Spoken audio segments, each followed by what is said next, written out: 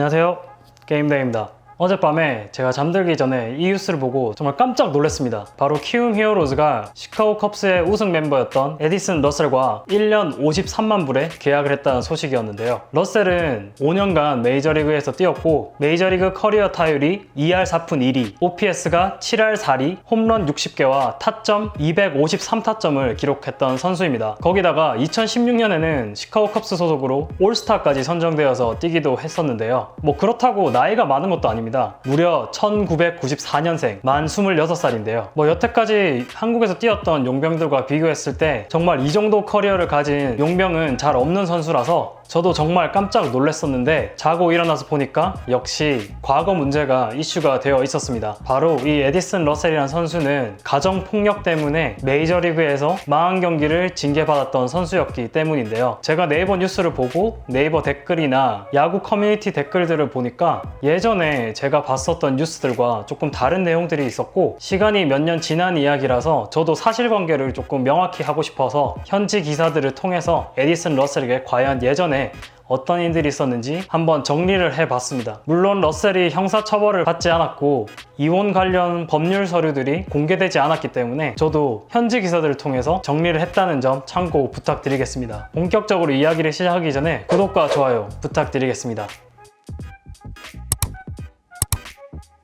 그래서 에디슨 러셀의 2017년에 무슨 일이 있었는지 한번 얘기를 시작해 보자면 러셀의 전 와이프 멜리사가 인스타그램에 러셀이 바람을 피웠다면서 이혼을 할 거라는 그런 텍스트와 함께 사진을 한 장 올리게 됩니다. 그 사진에 멜리사의 친구가 멜리사가 러셀에게 육체적으로 학대를 받았다는 댓글을 달았고 가정폭력에 민감한 메이저리그는 조사에 착수하게 됩니다. 그렇지만 당시에 러셀은 이 주장이 잘못되었다고 부인을 했고 이혼 절차를 밟고 있던 멜리사도 메이저리그 조사에 협조를 하지 않을 거라고 밝히면서 사건은 잠시 일단락되고 러셀은 문제없이 경기에 출전하게 됩니다. 그러다 2018년 가을쯤에 멜리사가 본인의 블로그를 통해서 러셀에게 어떻게 언어적 그리고 물리적으로 폭행을 당했는지 밝히게 됩니다. 그래서 사람들이 2017년에 왜 밝히지 않았냐 그렇게 물어보는 질문에는 멜리사가 이혼을 담당하고 있는 변호사가 이혼의 절차가 끝날 때까지 멜리사가 감정적으로 준비되어 있지 않으니 밝히지 말라고 했고 이혼 절차가 모두 마무리된 이후에도 변호사가 모든 걸 밝히는 걸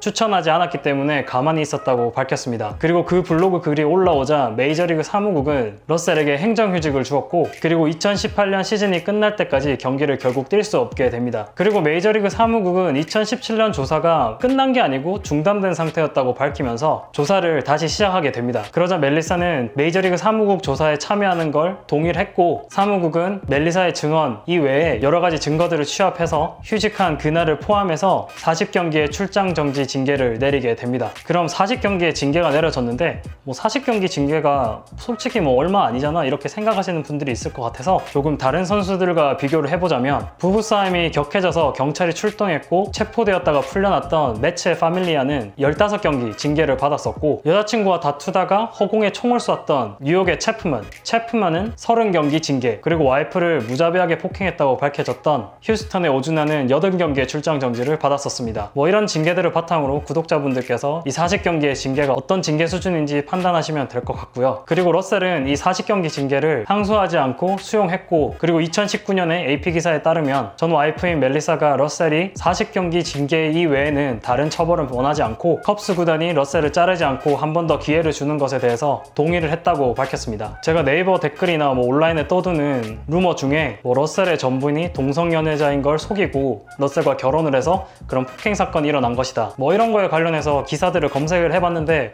뭐 사적인 내용이라서 그런 건지 아니면 정말 있었던 일이 아닌 건지 뭐 그런 내용은 전혀 찾아볼 수가 없었습니다. 뭐 와이프가 동성연애자라고 속였다고 해서 그 폭행이 정당화될 수 있다고 생각하지 않습니다. 뭐 혹시라도 제가 찾지 못해서 그런 걸 수도 있으니까 그와 관련된 원문 기사나 루머 출처를 아시는 분들은 댓글로 남겨주시면 제가 또 한번 찾아보도록 하겠습니다. 그리고 키움 구단은 러셀의 영입 소식을 전하면서 러셀의 과거 가정폭행 관련 사실들을 조사했으며 이는 물리적인 폭행 폭행이 아니라 언어적인 폭행 때문에 적은 징계를 받을 수 있었다라고 밝혔습니다. 앞에서도 말했듯이 러셀이 가정폭력으로 인해서 형사처벌을 받지 않았고 이혼 관련된 법적인 문서들이 공개되지 않았기 때문에 키움 구단이 사실관계를 잘 확인한 후에 영입에 따른 득과실을 잘 따져서 데려왔다고 생각합니다. 또 리그 적응은 다른 문제고 네임밸류나 커리어 측면에서는 어느 용병보다 뛰어나다고 생각합니다. 러셀이 논란이 있긴 하지만 이런 메이저리그 커리어를 가진 선수가 한국으로 오게 되면서 다른 좋은 커리어를 가진 선수들이 한국 리그에 눈길 한번 주게 되고 또 한국에 와서 뛰는 거에 대한 거부감이 한국 야구 팬으로서 사라질 수 있는 계기가 되었으면 좋겠습니다. 네, 오늘 소식은 여기까지고요.